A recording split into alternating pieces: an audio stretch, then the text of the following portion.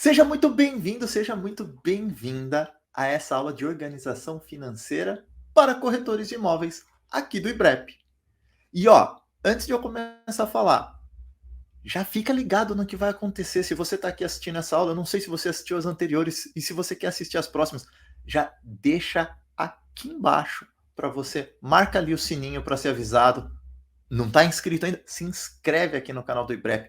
Facilita a sua vida para receber conteúdo de qualidade. Mas como eu estava falando, a aula de hoje não é sobre se inscrever, é sobre organização financeira para corretores de imóveis.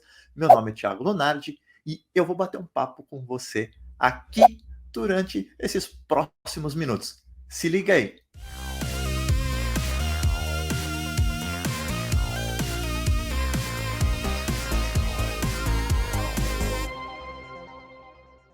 O corretor de imóveis ele tem algumas características importantes para a gente realçar, para a gente ressaltar aqui, para que ele não se complique em relação às finanças. Para isso a gente precisa lembrar de algumas coisas.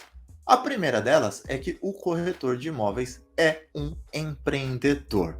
Por mais que ele trabalhe para uma grande incorporação, que ele trabalhe para uma imobiliária, que ele trabalhe numa empresa, ele ainda assim é um empreendedor. Porque ele é responsável por fazer a administração dos clientes dele, do tempo dele, das finanças dele, do marketing, do atendimento, do relacionamento. Ou seja, o corretor de imóveis tem que ser muitas profissões dentro de uma única profissão e ainda assim vender, atender o seu cliente.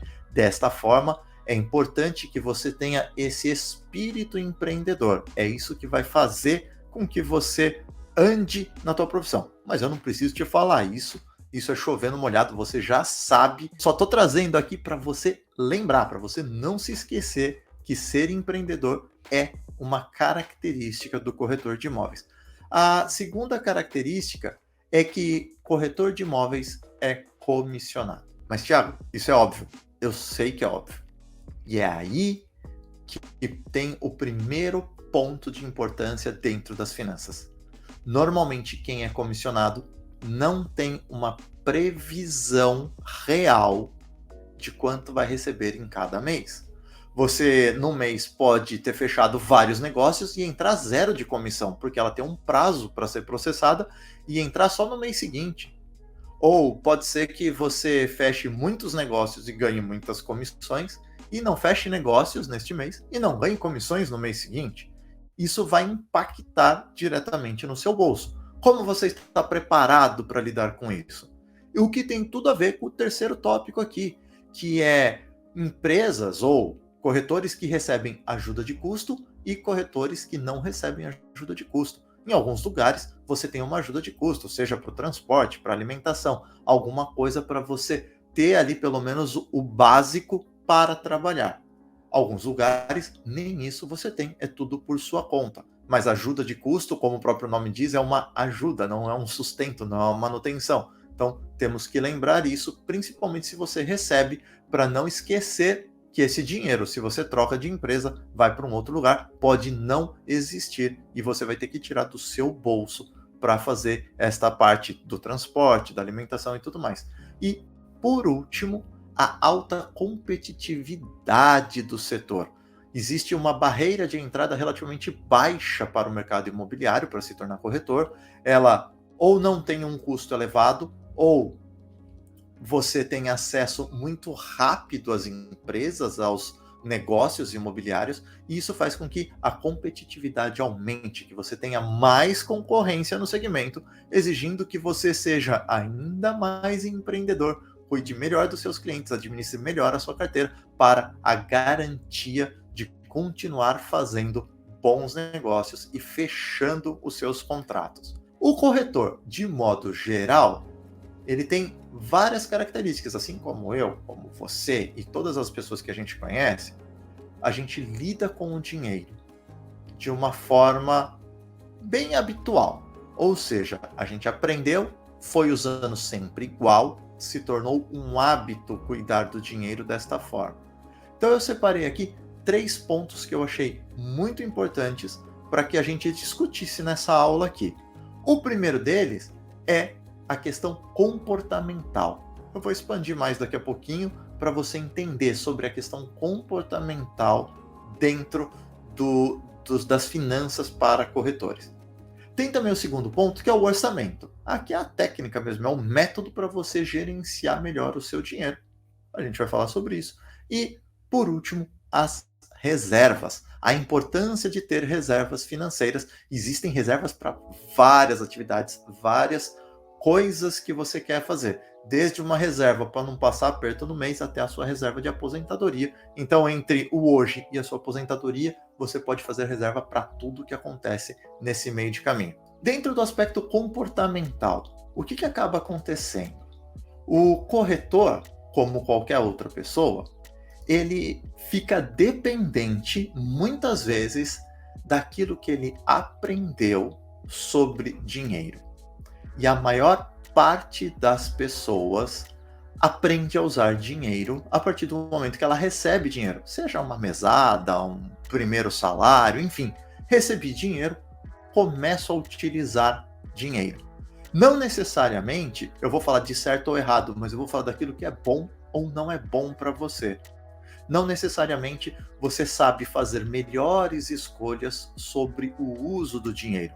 Isso aconteceu comigo, isso aconteceu com a minha esposa, isso acontece com todo mundo. A gente vai utilizando o dinheiro e, por si só, vamos pegando o jeitão de como trabalhar a questão financeira. O que a gente sabe que é dito popular, eu tenho entradas, receitas, entra dinheiro, sai dinheiro, o ideal é que sobre. Ou, na pior das hipóteses, fique no 0 a 0. Nunca que falte. Se faltou, a gente entra naquela questão que nós chamamos de endividamento. Faltou o dinheiro, fiquei no vermelho, eu vou ter que pegar dinheiro de algum lugar, ou fazer um empréstimo, ou vou ficar devendo para alguém. Isso é geral, isso é o bom senso.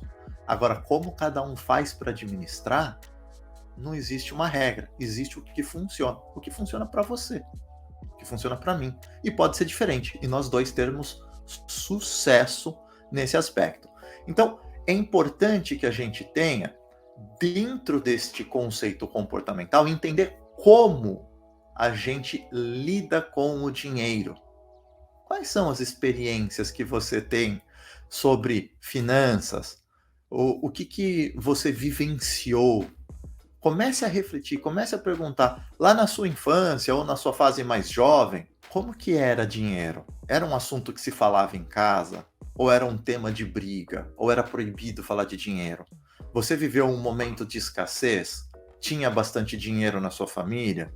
Tudo isso interfere na maneira como você aprende a lidar com dinheiro.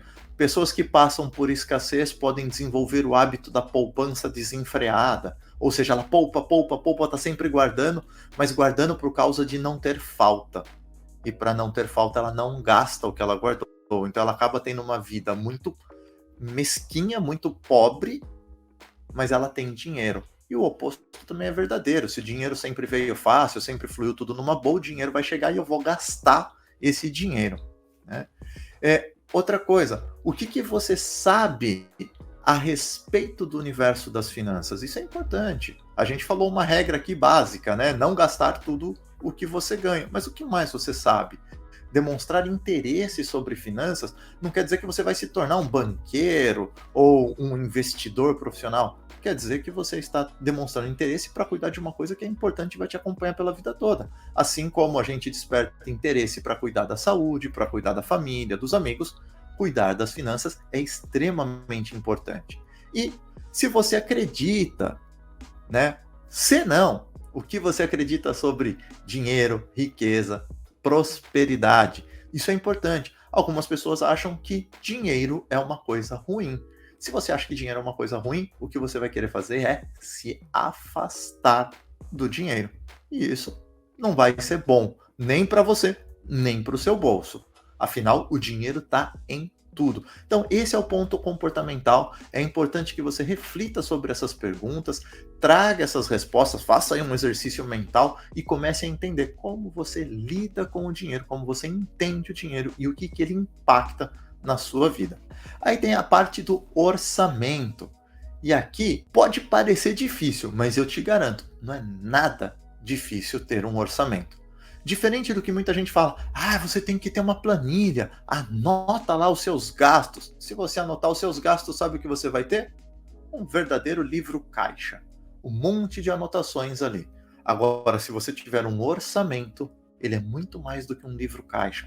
Ele é uma ferramenta de gestão. Ele vai te mostrar como administrar o seu dinheiro. E ele pode sim ser uma planilha, mas não obrigatoriamente. Pode ser um caderno, pode ser um aplicativo. O que eu trago aqui para você é um exemplo. Tá? Se você for usar uma planilha ou um caderno, você vai montar ele na forma de uma tabela, onde você vai colocar ali as suas receitas, o dinheiro que entra. Entrou comissão, eu fiz uma renda extra, tenho o salário do meu marido, da minha esposa. Coloca ali as entradas e logo abaixo você vai ter uma parte das despesas. Se for um caderno, pode ser entradas numa página, despesas na outra. A criatividade é sua. O importante é que você tenha elas bem determinadas. E você vai anotar ali quais são as suas despesas e vai entender os valores. Percebe ali que tem uma coluna escrita previsto? O previsto é o que você vai fazer aquele exercício de visão de futuro, tipo bola de cristal. Você fala assim, eu estou prevendo que esse mês vai entrar tanto de comissão. E não é chute, você tem noção. Você sabe os negócios que você fechou. Você sabe o que aconteceu ao longo do mês. Você sabe comissão do mês passado que vai cair nesse mês ou que foi feita lá atrás. E, da mesma forma, você sabe que você vai ter que pagar água, energia elétrica, gás, algum custo de moradia, seja IPTU, aluguel, financiamento, enfim. Os seus custos, as suas despesas, você tem uma ideia. Mas a conta de luz cada mês vem um valor diferente. Faz uma média, pega as últimas três contas, faz uma média, trabalha com valor médio. Então você vai ter ali no previsto qual que é a ideia de gasto. E nos meses, cada coluninha ali você vai pôr um mês, janeiro, fevereiro, março, abril. Aí sim você vai anotando o que você realmente pagou. Então vamos pegar o exemplo, mercado. O previsto era gastar R$1.000 de mercado no mês. E você gastou 950 no mês de janeiro. Anota ali, 950. Isso é bom ou ruim? Para o orçamento foi bom. Ficou abaixo do previsto. Isso é legal. A gente está equilibrando as informações do que a gente previu e do que a gente realizou. Mês de fevereiro?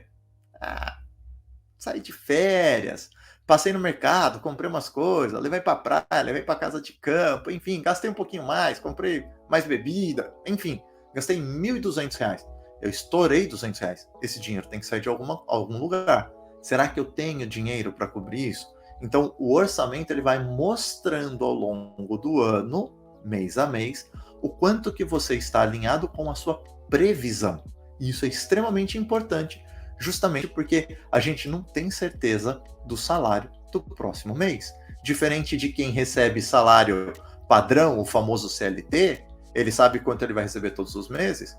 Quem é comissionado não sabe isso, porque pode entrar um baita negócio ou pode não fechar o negócio esse mês e o mês que vem eu fico sem a comissão. Então, isso é importantíssimo. E por que eu estou falando isso? Porque o corretor, ele vive o mundo dos opostos. Ele vive o mundo das alegrias. Aqui nesse gráfico, essa linha amarela, ela representa a média no ano. E eu converso com muitos corretores, tem muitos amigos que trabalham no segmento, e eles falam assim, em média eu ganho R$5.000 por mês.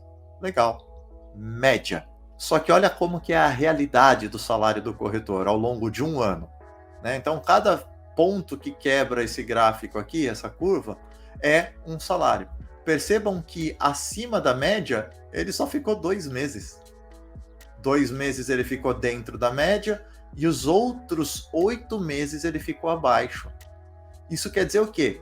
Que num mês ele tá rico, olha aqui, faturou, caiu uma comissão enorme para ele, e no mês seguinte, nos meses seguintes, ele tá pobre, porque a comissão não fecha a média. Isso é bom ou ruim?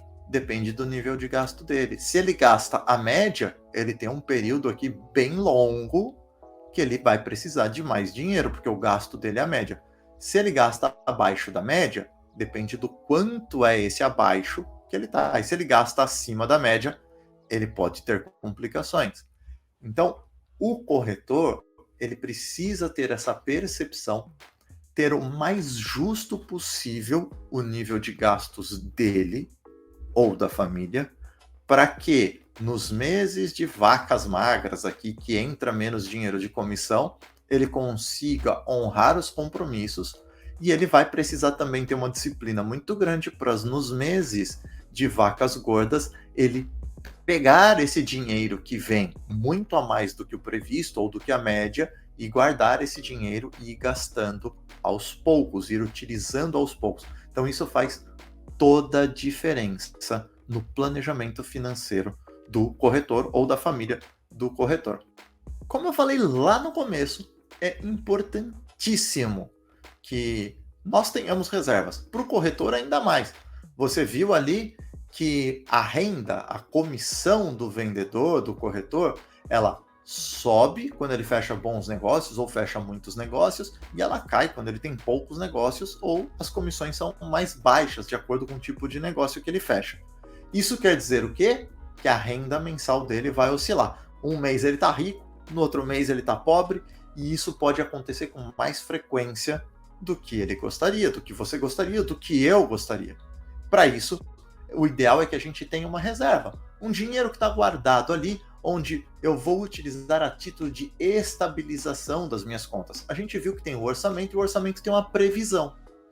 Vamos dizer que o orçamento ideal ali, você preencheu com seus dados, você chegou a uma demanda de que você precisa de R$ 4.000 por mês para viver o seu padrão de vida atual. Então, R$ 4.000. Você precisa ter R$ 4.000 todos os meses para fechar no 0 a 0. O mês que você fechar 20, R$ 25.000 de comissão, você pode pegar uma parte desse dinheiro, guardar, deixar ali naquela reserva, e nos meses que você não atingir os R$ 4.000, você vai tirando dali para compensar os gastos. Da mesma forma, você, quando receber uma nova comissão maior do que sua demanda de gastos, do seu planejado, você reponha a sua reserva. Isso quer dizer que, para ter uma vida financeira mais saudável, eu não posso viver como rei e como mendigo, porque quando eu tenho uma boa comissão, é natural que a gente queira compensar a privação que a gente teve num determinado momento. Então, agora eu tenho dinheiro, eu vou trocar de carro, eu vou viajar, eu vou fazer isso, eu vou fazer aquilo. E eu gasto toda a comissão, só que no mês seguinte eu não sei qual vai ser a minha comissão, eu não sei qual vai ser a minha renda. Da mesma forma, eu também não vou ficar deixando de fazer as coisas quando eu tenho dinheiro pensando que vai ser sempre ruim o próximo momento. Para isso, eu crio uma reserva. Essa reserva compensa essas oscilações e o restante do dinheiro eu posso utilizar para realizar os meus projetos, dar encaminhamento para as coisas que eu quero fazer em vida. Bom, mas essa não é a única reserva. Eu também posso e devo ter uma reserva para emergências, ou uma reserva de segurança, que não é a mesma coisa. A reserva para segurança ou reserva de emergência é aquele dinheiro que você vai utilizar quando algo que não está previsto no seu orçamento acontece. Por exemplo, sabe aquele seu primo de longe, vocês são super amigos, mas faz tempo que não se veem, e ele resolve casar e te chama para ser padrinho?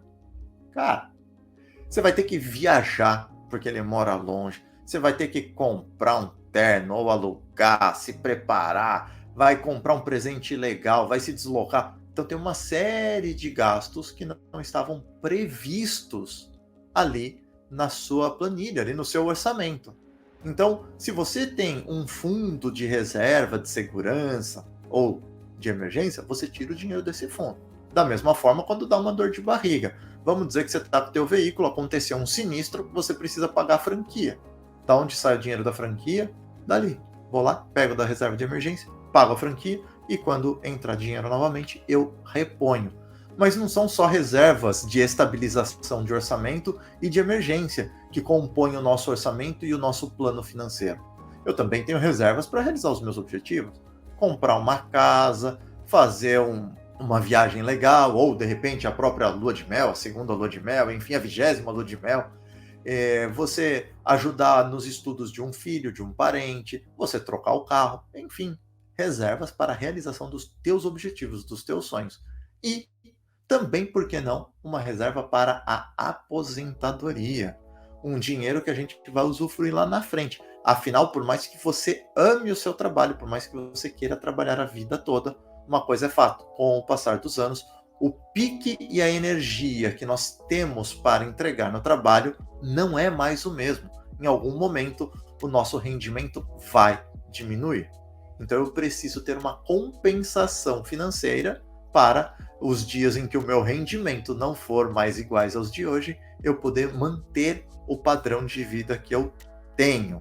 Então, aqui a gente passou pelos 3 pontos, os 3 tópicos importantes, que é a parte comportamental, o orçamento e as reservas.